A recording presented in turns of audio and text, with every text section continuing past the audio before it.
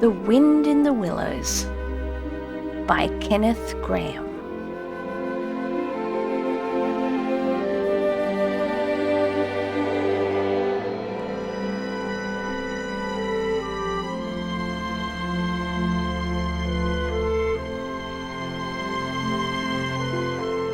Chapter 7. The Piper at the Gates of Dawn.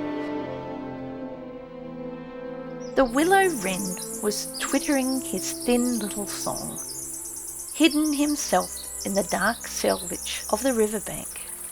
Though it was past 10 o'clock at night, the sky still clung to and retained some lingering skirts of light from the departed day, and the sullen heats of the torrid afternoon broke up and rolled away at the dispersing touch of the cool fingers of the short midsummer night.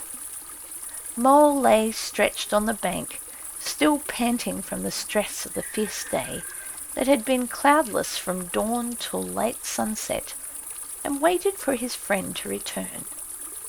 He had been on the river with some companions, leaving the water rat free to keep an engagement of long standing with Otter, and he had come back to find the house dark and deserted, and no sign of Rat, who was, doubtless, keeping it up late with his old comrade. It was still too hot to think of staying indoors, so he lay on some cool dock leaves, and thought over the past day and its doings, and how very good they all had been.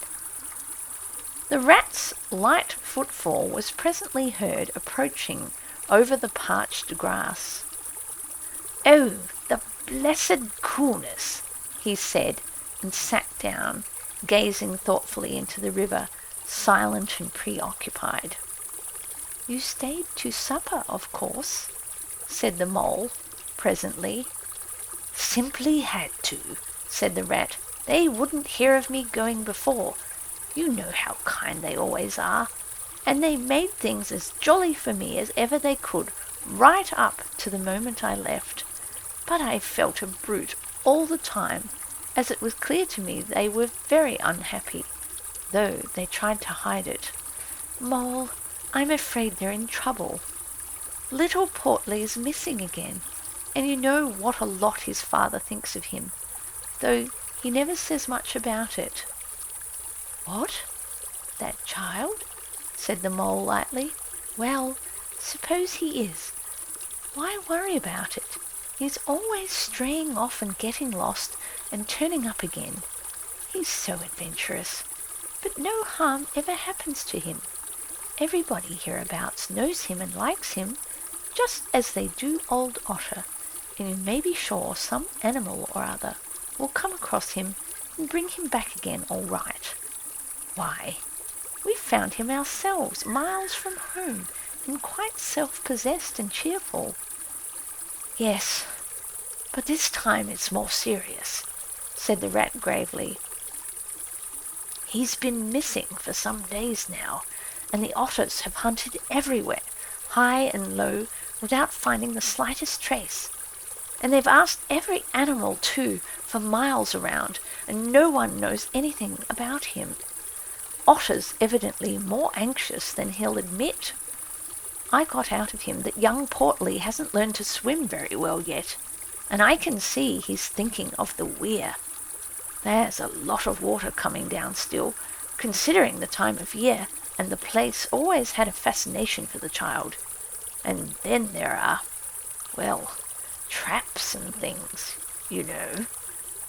Otter's not the fellow to be nervous about any son of his before it's time, and now he is nervous. When I left, he came out with me, and he said he wanted some air, and talked about stretching his legs. But I could see it wasn't that. So I drew him out and pumped him, and got it all from him at last. He was going to spend the night watching by the ford. You know, the place where the old ford used to be, in bygone days before they built the bridge." "I know it well," said the mole. "But why should Otter choose to watch there?" "Well, It seems that it was there he gave Portly his first swimming lesson, continued the rat, from that shallow gravelly spit near the bank. And it was there he used to teach him fishing, and there young Portly caught his first fish, of which he was so very proud. The child loved the spot, and Otter thinks that if he came wandering back from wherever he is, if he is anywhere by this time, poor little chap, he might make for the ford he was so fond of, or if he came across it he'd remember it well and stop there and play perhaps. So Otter goes there every night and watches, on the chance, you know, just on the chance. They were silent for a time, both thinking of the same thing, the lonely, heart-sore animal crouched by the ford, watching and waiting the long night through on the chance. "Well, well," said Rat presently, "I suppose we ought to be thinking about turning in." But he never offered to move. "Rat," said the Mole, "I simply can't go and turn in and go to sleep and do nothing, even though there doesn't seem to be anything to be done. We'll get the boat out and paddle upstream. The moon will be up in an hour or so, and then we will search as well as we can. Anyhow, it will be better than going to bed and doing nothing." "Just what I was thinking myself," said the rat. "It's not the sort of night for bed anyhow, and daybreak is not so very far off, and then we may pick up some news of him from early risers as we go along." They got the boat out, and the rat took the sculls, paddling with caution. Out in midstream there was a clear, narrow track that faintly reflected the sky, but wherever shadows fell on the water from bank, bush or tree, they were as solid as to all appearance as the banks themselves, and the Mole had to steer with judgment accordingly. Dark and deserted as it was, the night was full of small noises, song and chatter and rustling, telling of the busy little population who were up and about, plying their trades and vocations through the night till sunshine should fall on them at last and send them off to their well-earned repose. The water's own noises, too, were more apparent than by day. Its gurglings and gloops were unexpected and near at hand, and constantly they started at what seemed a sudden clear call from an actual articulate voice. The line of the horizon was clear and hard against the sky, and in one particular quarter it showed black against a silvery climbing phosphorescence that grew and grew. At last, over the rim of the waiting earth, the moon lifted with slow majesty till it swung clear of the horizon and rode off, free of moorings, and once more they began to see surfaces, meadows, widespread and quiet gardens, and the river itself from bank to bank, all softly disclosed, all washed clean of mystery and terror, all radiant again, as by day, but with a difference that was tremendous. Their old haunts greeted them again in other raiment, as if they had slipped away and put on this pure new apparel and come quietly back, smiling as they shyly waited to see if they would be recognized again under it. Fastening their boat to a willow, the friends landed in this silent silver kingdom, and patiently explored the hedges, the hollow trees, the runnels, and their little culverts, the ditches and the dry waterways. Embarking again and crossing over, they worked their way up the stream in this manner, while the moon, serene and detached, in a cloudless sky, did what she could, though so far off, to help them in their quest, till her hour came and she sank earthward reluctantly, and left them, and mystery once more held field and river. Then a change began slowly to declare itself. The horizon became clearer. Field and tree came more into sight, and somehow, with a different look, the mystery began to drop away from them. A bird piped suddenly and was still, and a light breeze sprang up and set the reeds and bulrushes rustling. Rat, who was in the stern of the boat while Mole sculled, sat up suddenly and listened with a passionate intentness. Mole, who with gentle strokes was just keeping the boat moving while he scanned the banks with care, looked at him with curiosity. "It's gone," sighed the rat, sinking back in his seat again. "So beautiful, and strange, and new. Since it was to end so soon, I almost wish I had never heard it, for it has roused a longing in me that is pain, and nothing seems worth while but just to hear that sound once more and go on listening to it forever. No, there it is again," he cried, alert once more. Entranced, he was silent for a long space, spellbound. "Now it passes on, and I begin to lose it," he said presently. "Oh, Mole, the beauty of it! The merry bubble and joy, the thin, clear, happy call of the distant piping!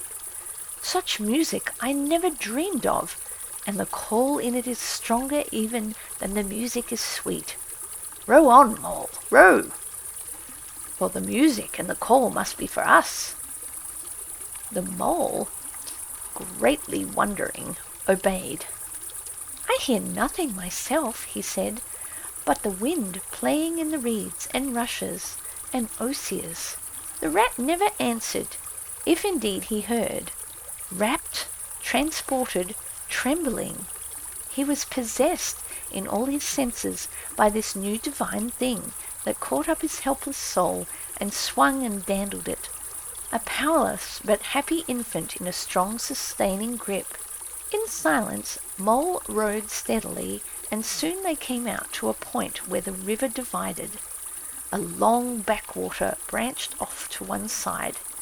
With a slight movement of his head, Rat, who had long dropped the rudder lines, directed the rower to take the backwater. The creeping tide of light gained and gained, and now they could see the colour of the flowers that gemmed the water's edge. "Clearer and nearer still!" cried the rat joyously. "Now you must surely hear it. Ah, at last I see you do." Breathless and transfixed, the Mole stopped rowing, as the liquid run of that glad piping broke on him like a wave, caught him up, and possessed him utterly. He saw the tears on his comrade's cheeks, and bowed his head and understood. For a space they hung there, brushed by the purple loosestrife that fringed the bank. Then the clear, imperious summons that marched hand in hand with the intoxicating melody imposed its will on Mole, and mechanically he bent to his oars again, and the light grew steadily stronger, but no birds sang, as they were wont to do at the approach of dawn, and but for the heavenly music, all was marvellously still. On each side of them, as they glided onwards, the rich meadow grass seemed that morning of a freshness and a greenness unsurpassable. Never had they noticed the roses so vivid, the willow herb so riotous, the meadow sweet so odorous and pervading. Then the murmur of the approaching weir began to hold the air, and they felt a consciousness that they were nearing the end, whatever it might be, that surely awaited their expedition. A wide half-circle of foam and glinting lights and shining shoulders of green water. The great weir closed the backwater from bank to bank, troubled all the quiet surface with twirling eddies and floating foam streaks, and deadened all other sounds with its solemn and soothing rumble. In midmost of the stream, embraced in the weir's shimmering arm spread, a small island lay anchored, fringed close with willow and silver birch and alder. Reserved, shy, but full of significance, it hid whatever it might hold behind a veil, keeping it till the hour should come, and with the hour those who were called and chosen. Slowly, but with no doubt or hesitation whatever, and in something of a solemn expectancy, the two animals passed through the broken, tumultuous water and moored their boat at the flowery margin of the island. In silence they landed and pushed through the blossom and scented herbage and undergrowth that led up to the level ground, till they stood on a little lawn of marvellous green, set round with nature's own orchard trees, crab-apple, wild cherry and sloe. "This is the place of my song dream, the place the music played to me," whispered the rat, as if in a trance. "Here, in this holy place, here, if anywhere, surely we shall find him." Then suddenly the mole felt a great awe fall upon him, an awe that turned his muscles to water, bowed his head, and rooted his feet to the ground. It was no panicked terror. Indeed, he felt wonderfully at peace and happy. But it was an awe that smote and held him, and without seeing he knew it could only mean that some august presence was very, very near. With difficulty he turned to look for his friend, and saw him at his side, cowed, stricken, and trembling violently. And still there was utter silence in the populous, bird-haunted branches around them, and still the light grew and grew. Perhaps he would never have dared to raise his eyes, but that, though the piping was now hushed, the call and the summons seemed still dominant and imperious. He might not refuse, were Death himself waiting to strike him instantly, once he had looked with mortal eye on things rightly kept hidden. Trembling he obeyed, and raised his humble head, and then, in that utter clearness of the imminent dawn, while nature, flushed with fullness of incredible colour, seemed to hold her breath for the event, he looked into the very eyes of the friend and helper, saw the backward sweep of the curved horns gleaming in the glowing daylight, saw the stern hooked nose between the kindly eyes that were looking down on them humorously, while the bearded mouth broke into a half-smile at the corners, saw the rippling muscles on the arm that lay across the broad chest, the long supple hand still holding the panpipes, only just fallen away from the parted lips, saw the splendid curves of the shaggy limbs disposed in majestic ease on the sward, saw, last of all, nestling between his very hooves, sleeping soundly in entire peace and contentment, the little round, podgy, childish form of the baby otter. All this he saw for one moment, breathless and intense, vivid on the morning sky, and still as he looked he lived, and still as he lived he wondered. "Rat," he found his breath to whisper, shaking, "are you afraid?" "Afraid?" murmured the rat, his eyes shining with unutterable love. "Afraid? Of him? Oh, never, never, and yet, oh, Mole, I am afraid." Then the two animals, crouching to the earth, bowed their heads and did worship. Sudden and magnificent, the sun's broad golden disk showed itself over the horizon facing them, and the first rays, shooting across the level water meadows, took the animals full in the eyes and dazzled them. When they were about to look once more, the vision had vanished, and the air was full of the carol of birds that hailed the dawn.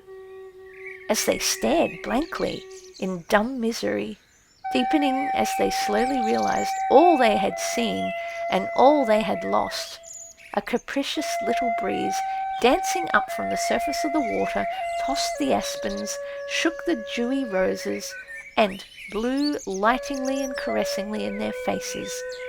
And with its soft touch came instant oblivion, for this is the last best gift that the kindly demigod is careful to bestow on those to whom he has revealed himself in their helping. the gift of forgetfulness. Lest the awful remembrance should remain and grow, and overshadow mirth and pleasure, and the great haunting memory should spoil all the afterlives of the little animals helped out of difficulties, in order that they should be happy and light-hearted as before. Mole rubbed his eyes and stared at Rat, who was looking about him in a puzzled sort of way. "I beg your pardon. What did you say, Rat?" he asked. "I think I was only remarking," said the Rat slowly, "that this was the right sort of place, and that here, if anywhere, we should find him. And look! Why, there he is, the little fellow!" And with a cry of delight he ran towards the slumbering Portly. But Mole stood still a moment, held in thought, as one wakened suddenly from a beautiful dream, who struggles to recall it, and can recapture nothing but a dim sense of the beauty of it, the beauty, till that too fades away in its turn, and the dreamer bitterly accepts the hard cold waking and all of its penalties. So Mole, after struggling with his memory for a brief space, shook his head sadly and followed the Rat. Portly woke up with a joyous squeak and wriggled with pleasure at the sight of his father's friends, who had played with him so often in past days. In a moment, however, his face grew blank, and he fell to hunting around in a circle with a pleading whine. As a child that has fallen happily asleep in its nurse's arms and wakes to find itself alone and laid in a strange place, and searches corners and cupboards and runs from room to room, despair growing silently in its heart. Even so, Portly searched the island and searched, dogged and unwearyingly, till at last the black moment came for giving up and sitting down and crying bitterly. The Mole ran quickly to comfort the little animal, but Rat, lingering, looked long and doubtfully at certain hoof marks deep in the sward.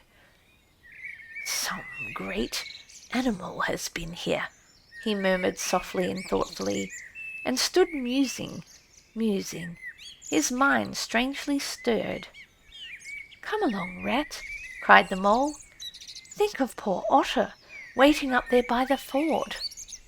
Portly had soon been comforted by the promise of a treat, a jaunt on the river in Mr. Rat's real boat, and the two animals conducted him to the water's side, placed him securely between them in the bottom of the boat, and paddled off down the backwater.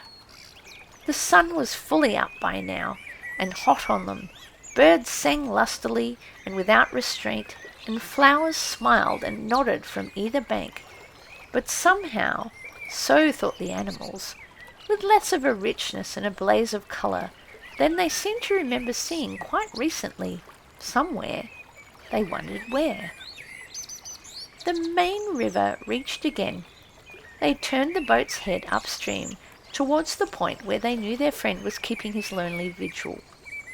As they drew near the familiar ford, the Mole took the boat into the bank, and they lifted Portly out and set him on his legs on the towpath, giving him his marching orders and a friendly farewell pat on the back, and shoved out into midstream. They watched the little animal as he waddled along the path contentedly and with importance, watched him till they saw his muzzle suddenly lift and his waddle break into a clumsy amble as he quickened his pace with shrill whines and wriggles of recognition. Looking up the river, they could see Otter start up, tense and rigid, from out of the shadows, where he crouched in dumb patience, and could hear his amazed and joyous bark as he bounded up through the osiers onto the path. Then the Mole, with a strong pull on one oar, swung the boat around and let the full stream bear them down again, whither it would, their quest now happily ended. "I feel strangely tired, Rat," said the Mole, leaning wearily over his oars as the boat drifted. "It's being up all night, you'll say, perhaps, but that's nothing. We do as much half the nights of the week at this time of the year. No, I feel as if I have been through something very exciting and rather terrible, and it was just over, and yet nothing particular has happened. Or something very surprising and splendid and beautiful, murmured the rat, leaning back and closing his eyes. I feel just as you do, Mole. Simply dead tired, though not body tired. It's lucky we've got the stream with us to take us home. Isn't it jolly to feel the sun again soaking into one's bones? And hark to the wind playing in the reeds. It's like music, far away music, said the mole, nodding drowsily. So I was thinking, murmured the rat, dreamful and languid. Dance music, the lilting sort that runs on without a stop, but with words in it too. It passes into words and out of them again. I catch them at intervals. Then it is dance music once more, and then nothing but the reeds' soft, thin whispering. You hear better than I, said the mole sadly. I cannot catch the words. Let me try and give you them, said the rat softly, his eyes closed. Now it is turning into words again, faint but clear. Lest the oar should dwell and turn your frolic to fret, you shall look on my power at the helping hour, but then you shall forget. Now the reeds take it up. Forget, they sigh, and it dies away in a rustle and a whisper. Then the voice returns, lest limbs be reddened and rent, I spring the trap that is set. As I loose the snare, you may glimpse me there, for surely you shall forget. Row nearer, Mole, nearer to the reeds. It's hard to catch and grows each minute fainter. Helper and healer I cheer, small waifs in the woodland wet. Strays I find in it, wounds I bind in it, bidding them all forget. Nearer, Mole, nearer. No, it's no good. The song has died away into reed talk. But what do the words mean? Asked the wondering mole. That I do not know, said the rat simply. I passed them on to you as they reached me. Ah, now they return again, and this time full and clear, this time at last. It is the real, the unmistakable thing, simple, passionate, perfect. Well, let's have it then, said the mole, after he had waited patiently for a few minutes, half dozing in the hot sun. But no answer came. He looked and understood the silence, with a smile of much happiness on his face, and something of a listening look still lingering there. The weary rat was fast asleep.